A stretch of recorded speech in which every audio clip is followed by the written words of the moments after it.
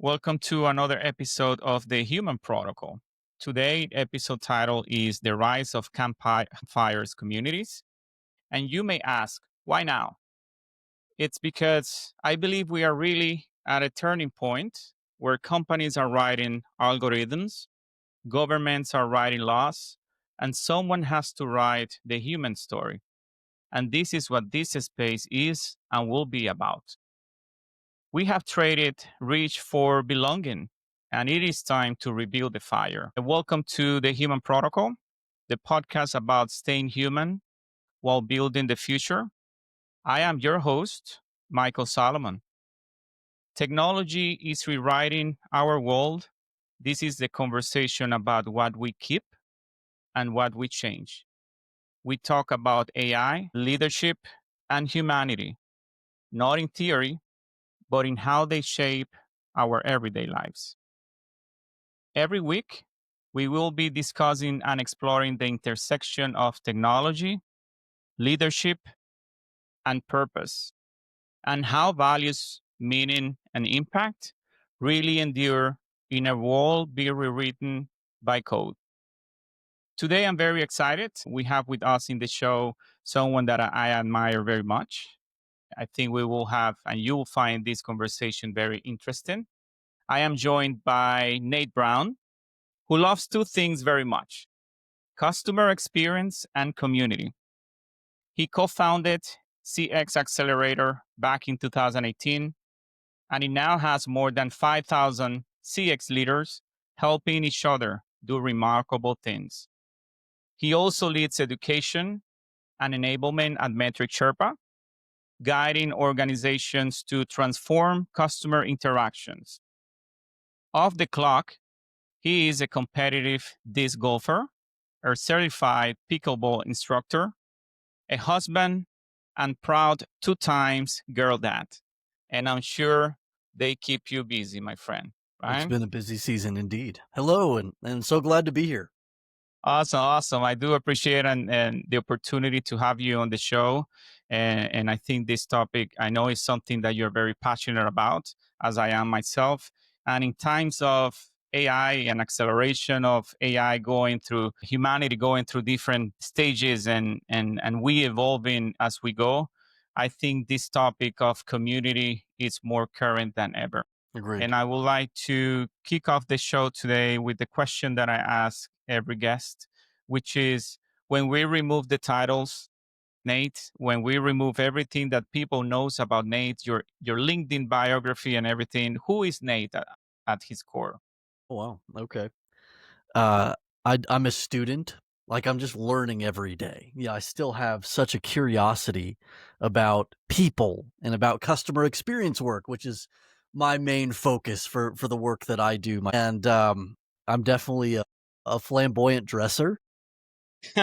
If you didn't strip that away as well, I hope you did it. But I'm just somebody who really enjoys my hobbies, loves my family, loves Middle Tennessee, definitely enjoying life and learning everything that I can to really elevate the customer experience world. Got it, got it. I love that part of being eternal student. I think we all are in some sort of shape. We are always learning, and with everything going on in the world today, we will continue to have to need people like you and I that are learning every day, because that's the rest of our lives basically. Indeed. Yeah. Great, great. Thanks for sharing that, Nate. Let's talk a little bit, right, about CX Accelerator. Okay. When you look back, what do you think that it made catch it fire with people?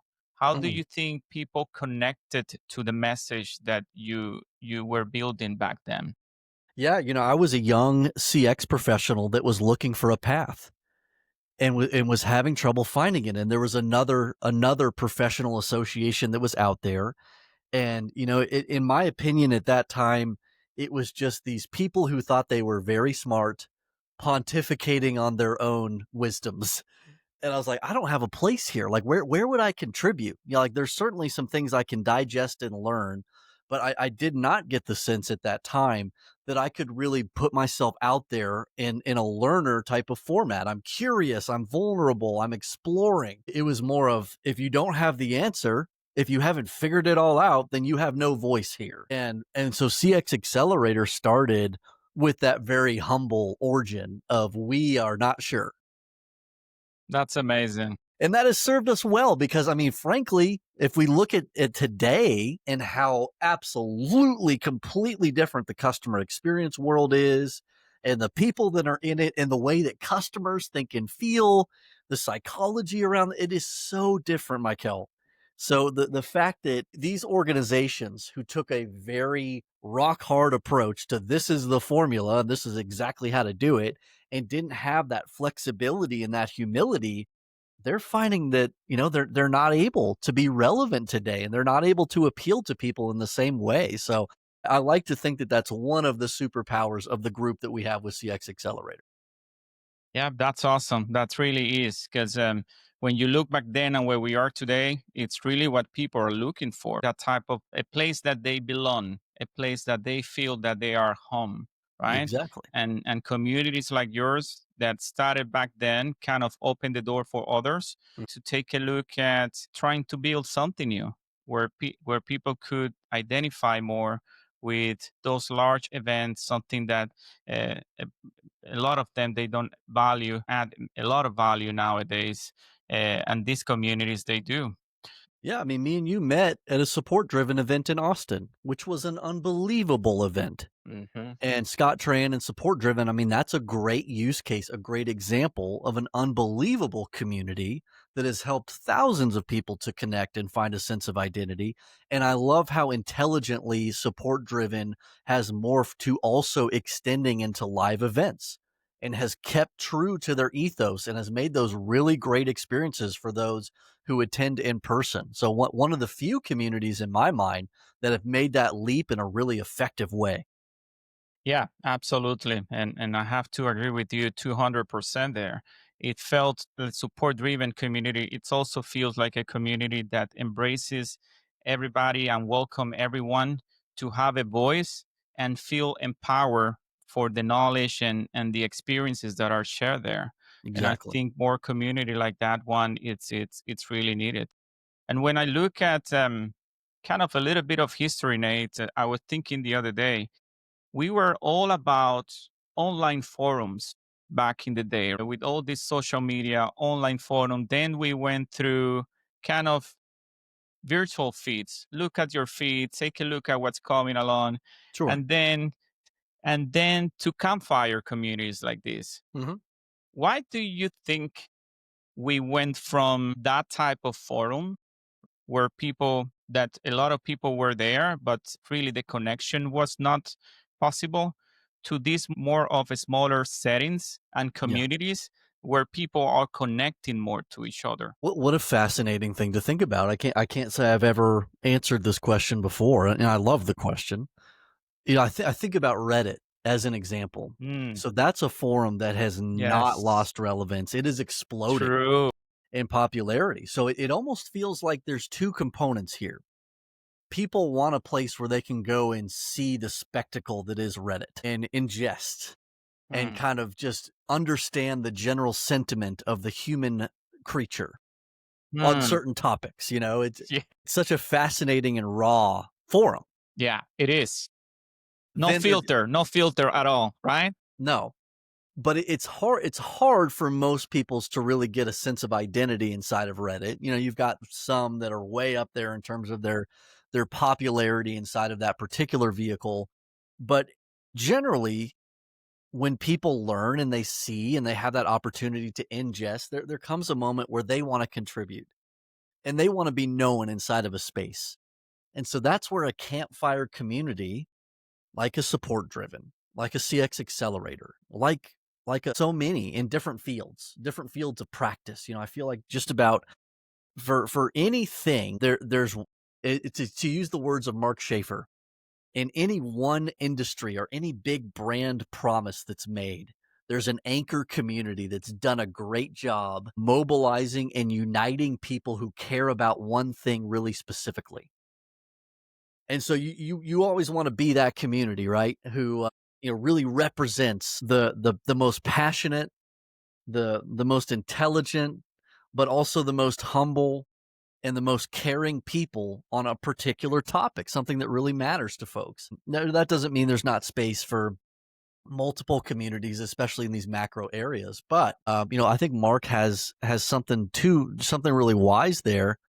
And as you get into these smaller campfire communities, you have the opportunity to have a sense of identity, to be known in that space, to have a voice, and to have the opportunity to really get to know some other people that are on a similar path to you.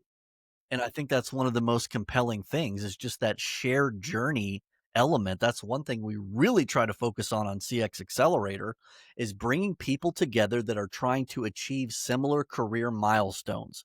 How can they gain encouragement from one another? How can they make certain connections happen? How can they just continue to keep the pedal on the metal on those days where, you just kind of lose hope and you just get discouraged and you're not seeing the advancements and you're not getting the return on the investment of energy that you're putting out into the universe? It really helps to have people that are in your corner saying, "Oh no, that's so good." I Yes. think about Jenny Dempsey. What a wonderful use case she is. Somebody who her content is so good and so compelling, and she's really found her voice with the Career Flipper podcast. And there's multiple iterations that led up to that, and she was exploring these different things, but like just her comfort level and the quality of that content and the ways that she's helping people, like you could tell when she found kind of that sweet spot. Hmm. And it was so powerful to watch that happen. So big shout out to Jenny. But people like that inspire us and help us to find, oh wow, this is an area that I need to keep probing into and find how I can be the most helpful. For me right now, it's organizational psychology. Hmm. Like, that's an area I wanna go deep into and, like, really understand what the circle of psychological safety means and what it means to be a fearless leader and somebody that's ultra purpose driven in a corporate environment. Like, I wanna know what that looks like and how to help others and encourage others to become activated in those spaces, in these corporate communities that people work inside of.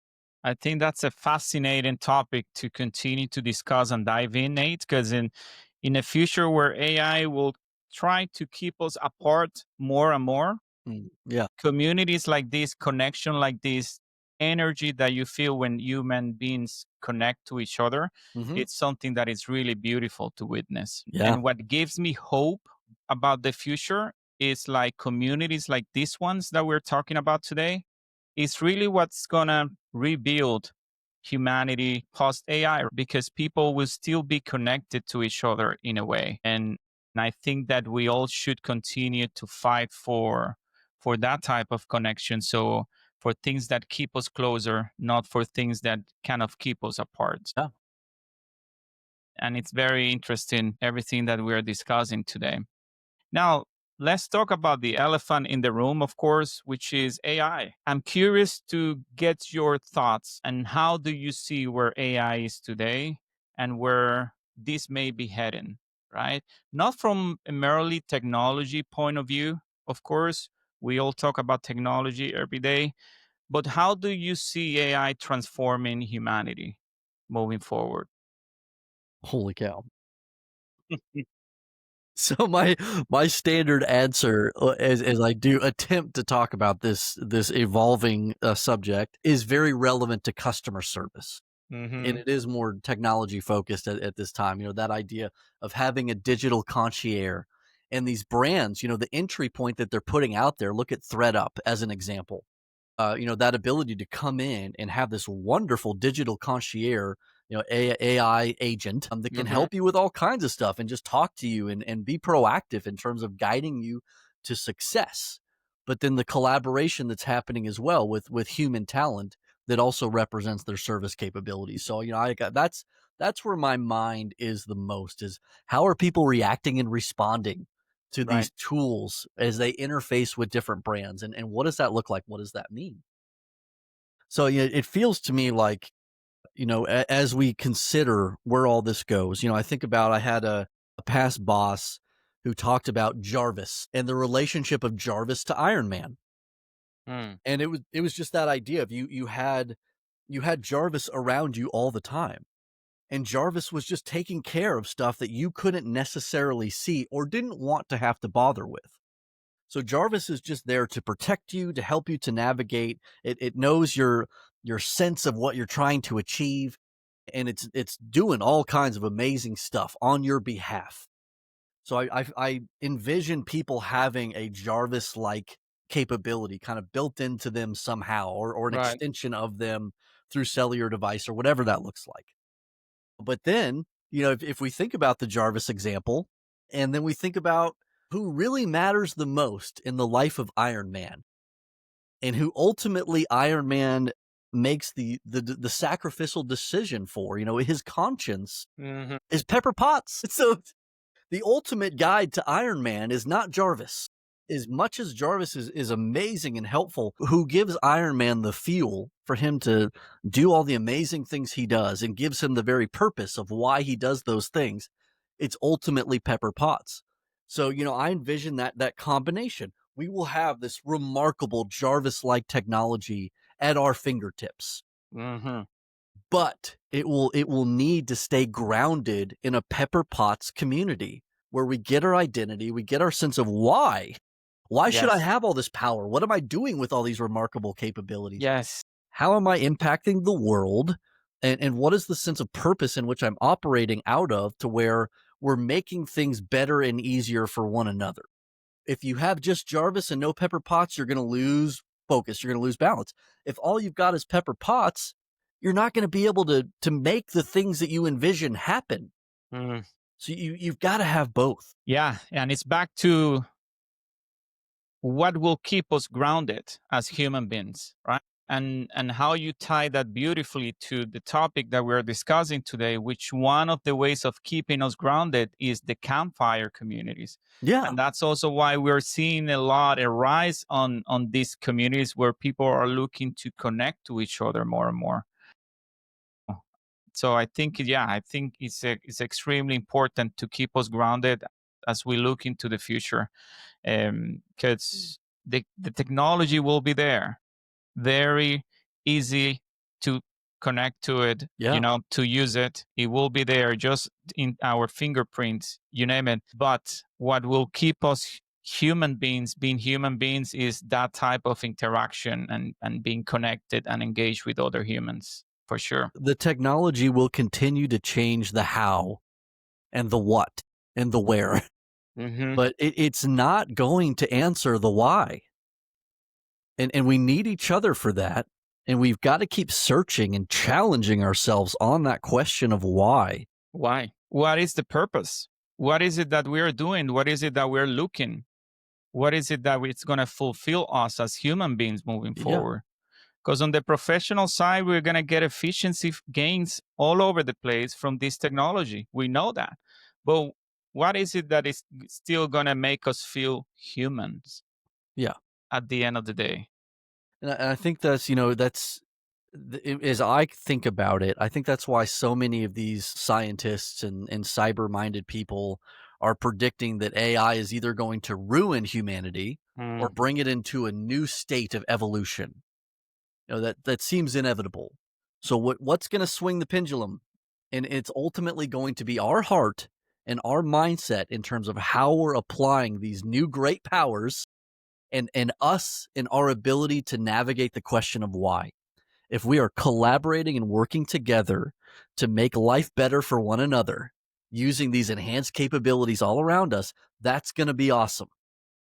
But if the why devolves and it gets lost and people are lost and we're not connected to each other and we're not trying to help one another, then yeah, people who are lost are going to have tremendous powers. It's it's the minute that we remove the human being from the equation of the why, then we're going to be in trouble. People and businesses and founders and tech leaders will continue to develop and create and found new ways to get more AIs out there. But as far as we are being kept into the why we're doing this, it's still for human beings. While we are kept in that conversation, then there will be room for all of us to navigate and trying to find our path as Yeah. human beings. Yeah, Yep. totally Yeah. And as I agree. think about it in my lens of customer experience, what I care about is, are brands able to keep their promises? Are they delivering? Are they helping their customers, navigating them to their definition of success, to use that story brand quote? And gosh, these remarkable technologies can make that so much better. I mean, it can make a brand do remarkable things that it Yes, never could have considered before in pursuit of the defense of the promise and in absolutely. pursuit of helping to understand and guide that customer to a new evolutionary place. But, it's but yet so many of these brands are just sucked into that mode of how can I save a dime here and there?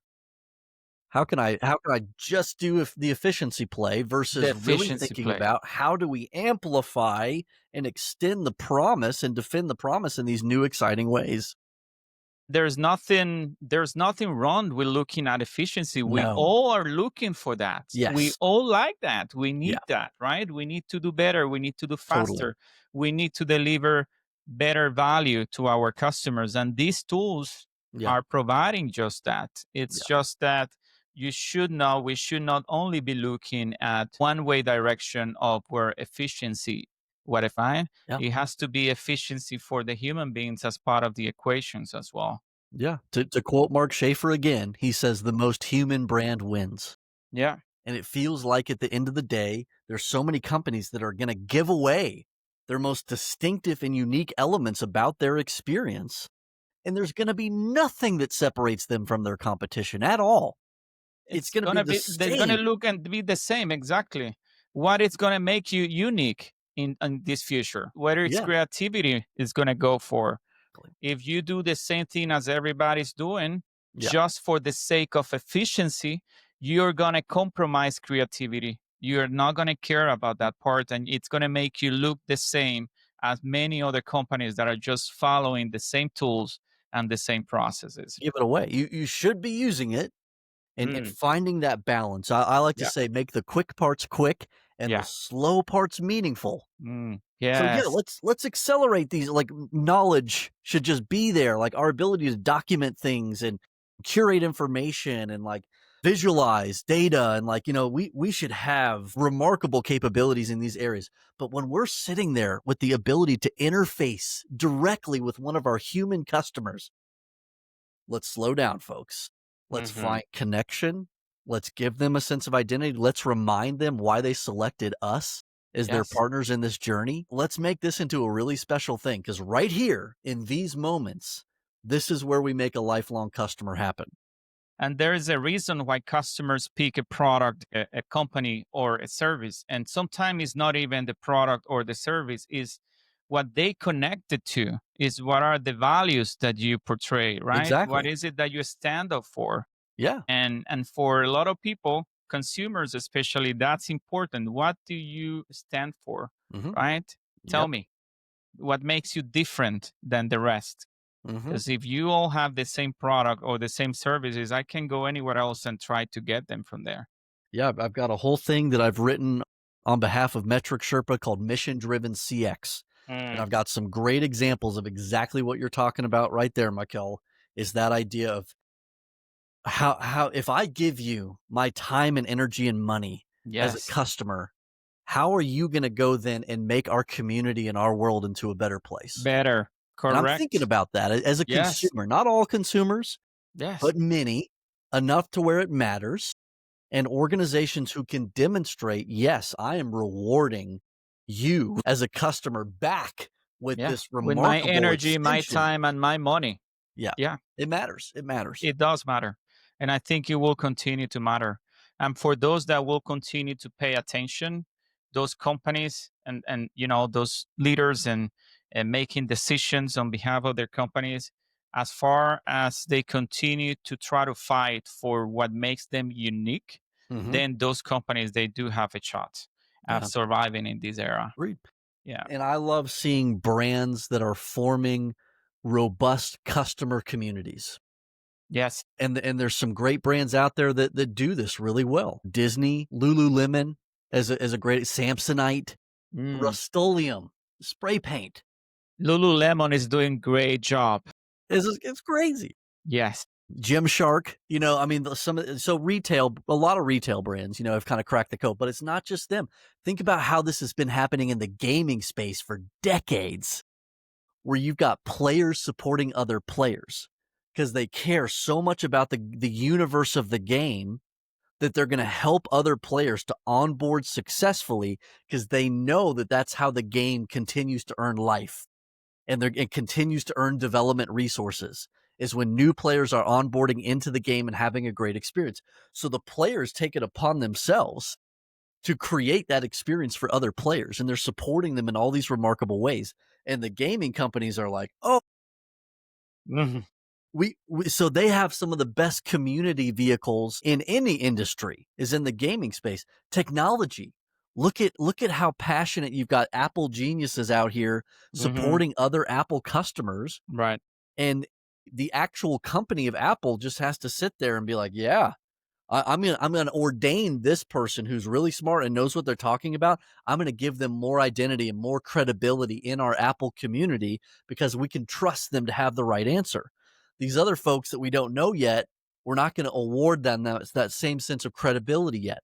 Right. So Apple's creating that environment in which you have customers supporting other customers. You've got really passionate brand fans Mhm. who are supporting other fans of the brand. Yeah, I think it's definitely key. It's definitely key, and as you mentioned, many brands are already they understood that that's the mission and that's what they really need to do to continue to bring people together and to bring people in, and it's just the sense of connection. Yeah, yeah. And I see this in many industries, Nate, where people are willing to spend their money on experiences that make them feel something. It used to be the big brands and the big event driving people in. Now people are willing to spend even more money than where they used to spend for the same activity if they feel that the experience will be something meaningful to them, right? And we are seeing this shift in us human beings that we are all seeking experiences and experiences that make us feel something, that make us feel part of something. Mhm. And it's something really interesting to see as well. Yeah. There's a lot to unpack in what you just said, but I agree with it. Yeah, absolutely. So when looking at where we are and where we're heading, Nate, I keep thinking about what is it that we can do, how we can do our part. And I would like to, I usually call this the 4P framework, which is purpose, right? People, place, and practice. Hmm, And it's good. when we move along, it's really the sense of purpose that will continue to keep us together Yeah, against all odds, against whatever comes our way. yeah. It's really the purpose of being together and connecting to each other that will continue to be the kind of the guiding force Mm, of us as humans. I'm curious to see how do you see those four, right? People, purpose, people, and place hanging together and by a common practice, right? Which is tied to our topic today, which is the campfire communities. yeah. Well, it's a great model, Michael. I like that a lot. As you think about starting a community as a brand, as an organization, you got to think about, do we have a strong internal community first? Hmm. Are we united by purpose? And the best resource in the world for that is tribal leadership. And that tells you very clearly how mature and how aligned your internal community is as corporate citizens together. As you earn a level 3 and 4 and 5 level tribe, you get to start to invite your customers in and co-create with you alongside that purpose. So suddenly you have people that you're Right. inviting in. These are the people that care about this as much as we do. I believe every organization, based on its unique brand promise, has a group of customers out there that belong to them. And you can serve them better than anybody else in the world if you're being unique and distinctive and true to that brand promise. You have to go and find those, right? You got it. Yeah. And guess what? They're really good at finding each other. Mm, If you're creating that experience for them, they're going to help you to find one another. So you've got purpose, you've got your people. Now you've earned the right to create that place where you have your customers together and you're united with a lot of key stakeholders from your organization.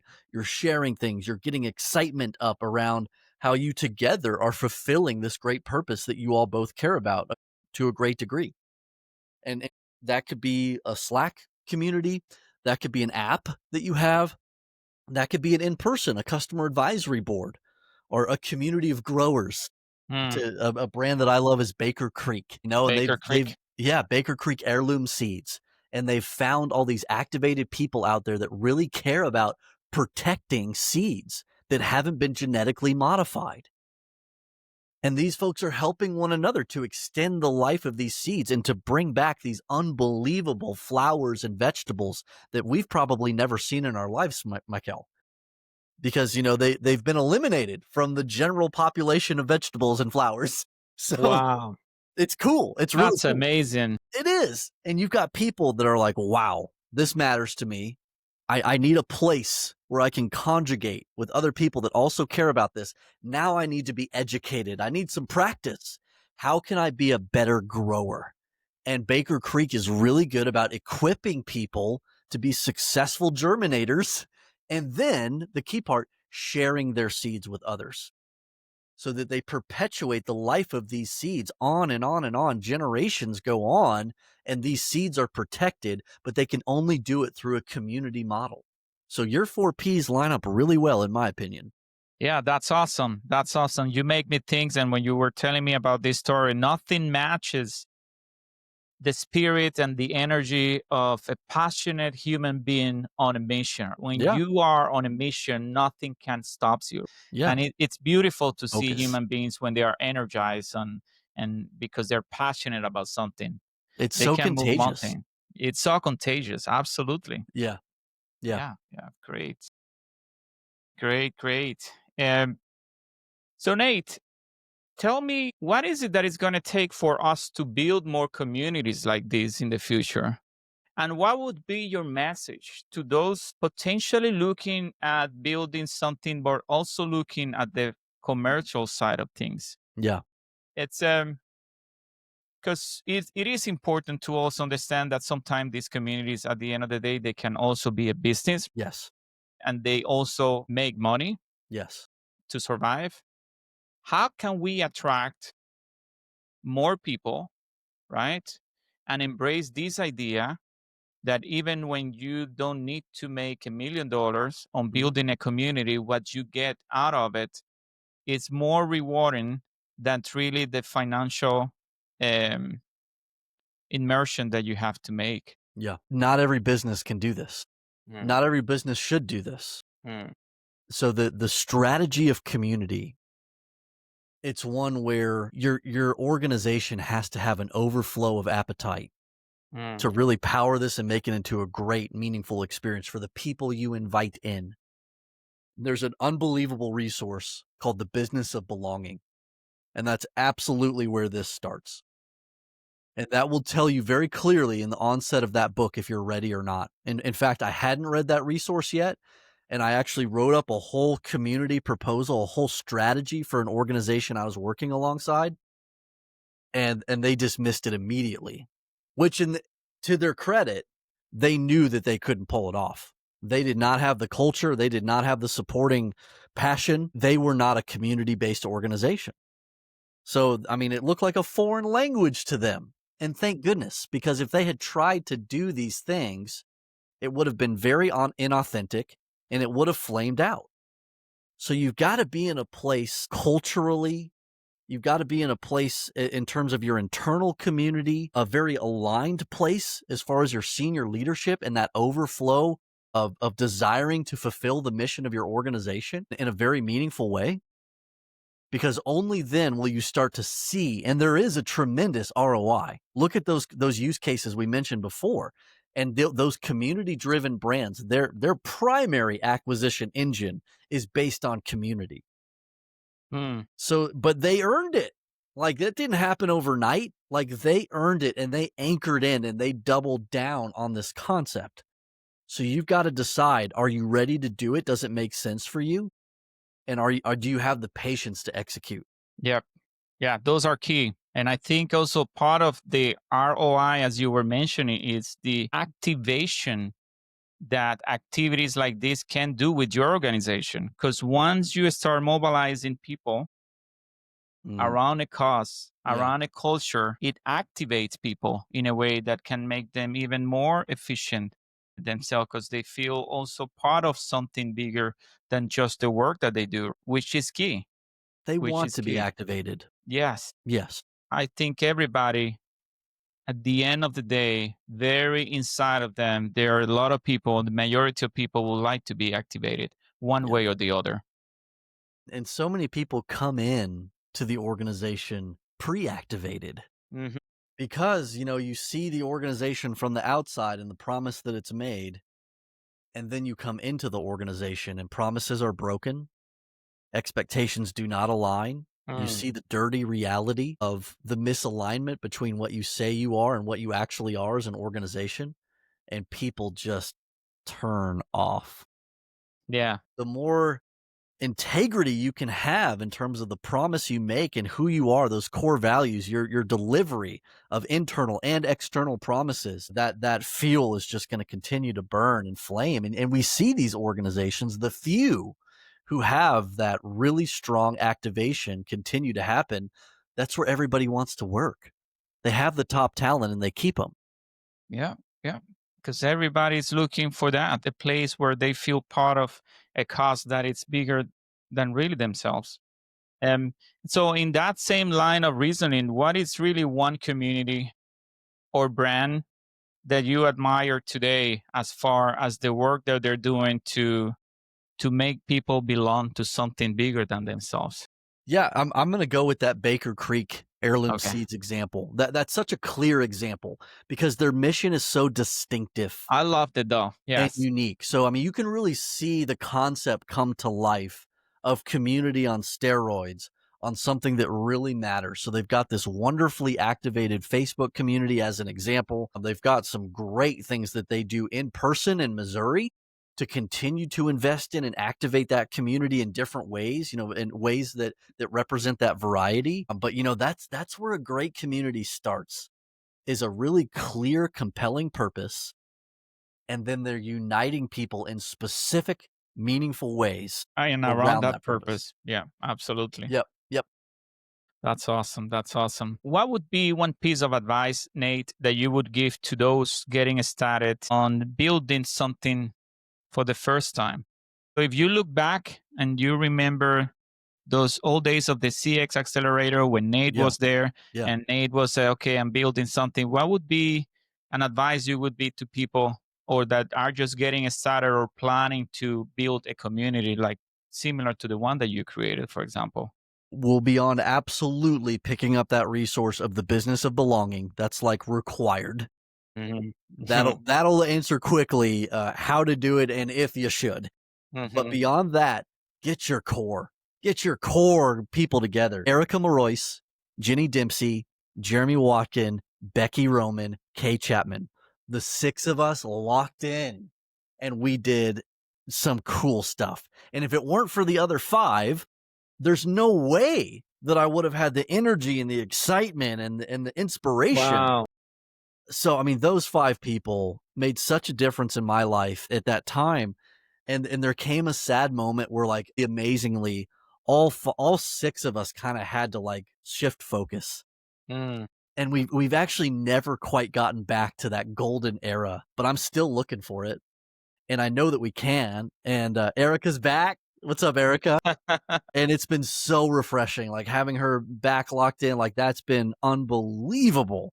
But I'm still looking for those three, four, five, six people because there's no way that I'm gonna daily wake up with the energy to do it. Yeah, And it's a there's gonna lot, be right? seasons It where, like, takes a I lot. have to kinda shift my focus away, Yeah. whether it's my family or my day Yeah. job, whatever it is. There are days where I cannot continue to beat the drum, and I've Yep. gotta have somebody else right behind me ready to go. Yeah. And that's what makes us humans. That's why we also need other human beings to be aligned in the same purpose as we all are. And when you meet those type of people that are aligned to the why and to the purpose, and you share that same energy and drive that you have, it's also a beautiful thing to witness. Yeah. And it's kind of a one in a lifetime experience. You meeting friends that are sharing that same energy as you have. So that's Yeah. a beautiful things that you're probably going to take with you your whole life. That experience back then, Yeah, and one of the special things that was happening too, the a community should not be centered around one person. right? That's not a community. That's not.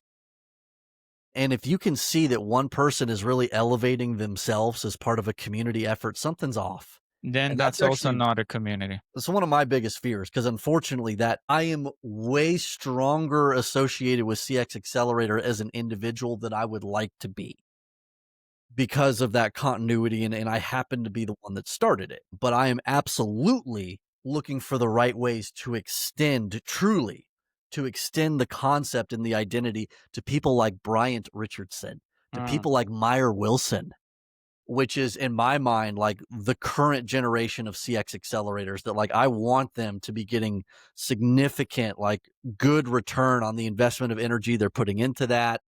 I want them to have a strong sense of identity from their input and their association to that community. And I want to be lifting up a lot more individuals because they're helping. They're right, they're adding value. right, right. So that's one thing that I've got to find a way to do better is to have it be less of a Nate Brown show because that's just not it. That's not we're stuck. We're stuck there versus truly giving it away to where others can make it more and more of a universal community that's helping people.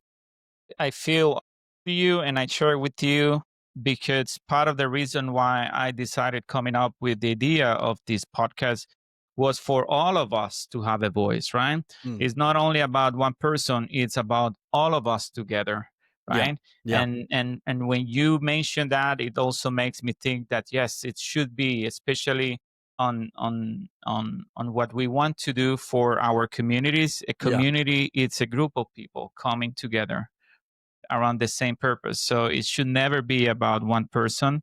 It should be about all our voices yeah, shared in a way that is meaningful and that we try to kind of share the purpose of why we're doing what we're doing. exactly. Well said. Yep. Great. All right, Nate. Usually this is one of the last questions of the show. All right. And it's kind of a four-piece question. Whoa. Yes, it's Okay. one main question in four different categories. Okay. It's really me asking our guest to give an advice to these four different group of people. Okay.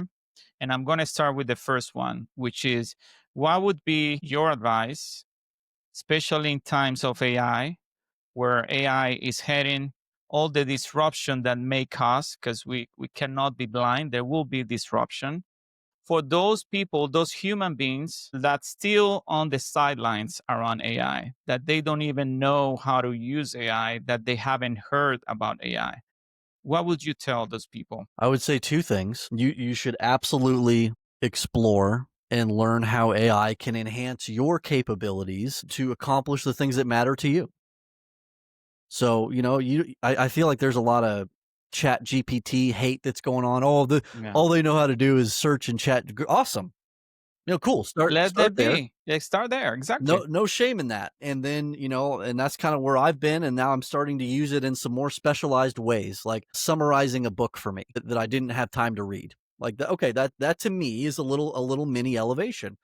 But like what am I I'm not giving away the farm here, person. And Mm, my advice to you, keep searching for your why and what matters to you and dive deep in terms of the things that you can do that connect people and that generate real value and then use these tools as a way to make that happen even faster and better. yep. Yeah. That's a great starting point. And I share with you the same. We all need to get on board. And so I usually say this train already left the station and it's kind of a bullet train because Sure, yeah. it's accelerating very fast. So we highly recommend everyone, if you haven't used it, start small and little by little start building the knowledge around that because it's gonna be needed in the future. Yeah. But Okay. I feel like I've been using small forms of AI for forever. Mm-hmm. When I edit photos using a batch editing job in Lightroom. Did they call that AI before? No. Do they call No. that AI now? Yeah, probably. Yeah. But it always has been. So I don't feel like you need to be embarrassed of where you are and having that little bit of shame that kind of prevents you from really trying From some new getting it things. started, right? Yeah. Yeah, yeah, I agree. What would be one piece of advice that Nate would give to those tech leaders developing, designing, implementing AI solutions today and in the future, as far as ethical guidelines Yeah. that you would like people to follow at that level? Yeah, so I'm going to answer this from a customer experience lens because that's where I am. So a lot of times technology groups are hijacking what is becoming the customer experience. Mm. And they're doing it in a bit of a silo, a bit of a vacuum in some of these instances. And because some executive is on a warpath to check the box of AI implementation, they're not honoring their customers. And I think of Nordstrom and their courage recently to do a significant rollback of technology because they found they were not honoring their customers in the way that they were implementing that technology. They were isolating them. They were not promoting community. They were not drawing them into the elevated experience, the human experience that they wanted. So they took a pause. They rolled it back and they said, we're going to do this in a more thoughtful way. The courage of those executives at Nordstrom, There you go. I think, is amazing. And somewhere there was probably a technology professional that realized I need some more input here and started talking to other stakeholders and other business leaders and started to see the impact and realize we've got to put the brakes on this thing until we know which direction to send the bullet train on. Yeah. That It that would be my takes advice. Talk. it always it always takes courage to do the right thing. And we should be pushing those in decision making and power roles Yeah. to try to stick to doing the right thing for us human beings as much as possible. And it's hard right now. Perception is tricky. There are customer segments out there that hate AI. Hate it. I'll give you this use case. I was at Nashville Innovation Summit last week, and Susie Earhart introduced me to a use case where you had a digital AI agent who was interfacing directly with customers for a period of time and was achieving something like an 85 to 90% CSAT score. It was doing a great job. And then they revealed that it was AI, and the CSAT score immediately jumped down to like something like 30%. It's like, Mm, whoa, what is like it's the same experience? It was just the perception that it was a human versus AI. yeah, And I'm a big advocate for we should make it clear to the customer if you're interfacing with a person or a digital agent. I agree. I'm all about disclosure. Yes, upfront, But the upfront. but the fact that that group of customers punished the digital capability that harshly by 50 points. It's like, what Yeah. is so, I mean, these are things that we have to understand and navigate and be talking to each other about. Are customers ready for this? Mm. Which customers are gonna react this way? Which customers do we need to really continue to promote and What's guide them to what's the human channel? risk? What's the risk associated for full disclosure? Yeah, Yeah, exactly. Yeah, it's a concern for businesses. Yes, I can see that happening. yeah, I can see that happening. What about governance? What would be your advice to those governments that needs to be writing laws yeah. for the sake of our survival and human? I mean, this is just where I have to be honest and say I don't know. That is beyond my knowledge to even interject into that conversation. I truly don't know, and I apologize. Hopefully, part 4 is not above that because forget it. No, it's okay. It's hard to, right? But I also see that at the end of the day, governments also share responsibility because Yeah. for the most part, the laws that will be kind of dictating what will happen and how things will be developed and done in the future, it's part of the laws that will be Wow. in place. We will find out, right? The stakes are high, and the The time is stakes are now. high. The Wow. stakes are high. Last but not least, what would be your piece of advice to your younger self if you look back at the younger Nate in today's era or to the future generation? Yeah. What would you leave for them today? Yeah. Just be excited about what you're getting to do. I mean, that's gonna be the biggest differentiator in your career is you're that person that unites people, that creates community around you, that's elevating people. Yeah. and not just putting yourself up on a pedestal, because that's how we're kind of trained to be, at least in the United States, Yeah. is to crawl up the ladder and, all else be damned. Yeah. Like, it's about me and my elevation I and know. my paycheck. Yes. And, oh, I just wish that I had learned even more and even faster what it looked like to be a servant leader Yes. and somebody that was able to unite and elevate and promote community in specific ways. That's what I would want to go back and tell myself is, "Hey, Nate, you're on a good path, bud. Be at peace, young man. Yeah. It's gonna be. Are you ever gonna be rich? No. Just be at peace with that. But But like you're you're gonna be happy by helping others. exactly. I would have a lot less sleepless nights and a lot less, feeling like I missed out on something or that I'm not what I coulda, shoulda, woulda been. No, no, no. I am in my sweet spot as a community builder and as a helpful person and as a servant leader. And the faster that I can make peace with that as a young Nate, the better. Yeah, awesome, awesome. I think that's a perfect advice for those that are going to be watching this show in the future. Just be there for your peers, be there for your people, be there for your family. Think about everybody surrounding you. It's part of your community, it's part of your development, it's part of who's going to be shaping you as a human being. And when I look at and I think about this question myself, I kind of share with you the same. It's just be there for others, Yeah. always, right? Without any strings attached, help others to become the best version that they can be. And that will fulfill you as a human being in a way that there's nothing else that can make you prouder of who you are as a human being. I've had so many people that have poured into me in that way. And I'm most grateful to them. Debbie Hummel is the one that immediately pops in my mind. Just an unbelievable mentor that I had at a really really critical place in my career. But I've had so many, including absolutely my father. I mean, just Yes, continues to be such that's a great. guiding force. Just such a helper to me, a guide to me. Gosh, I'm so lucky to have the father that I have. Those guiding forces and those mentors that kind of shape you who you are today, and they spend time and energy on guiding you through your life, right, Mm, without expecting anything back, is such a beautiful thing, right, at yeah. the end of the day, Yep. that you don't find that every day, and we always should be grateful. Totally agree with you.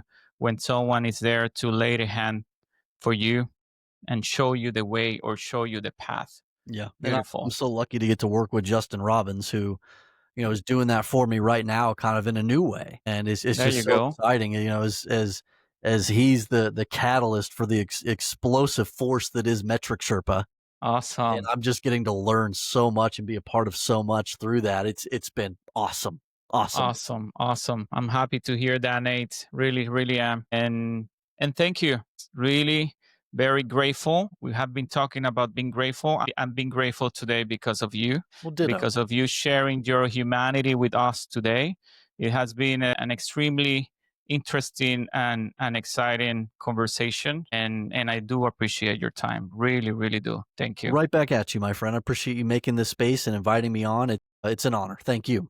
Perfect, perfect. So if this sparks something in you, please share the episode, follow the Human Protocol, and join us weekly.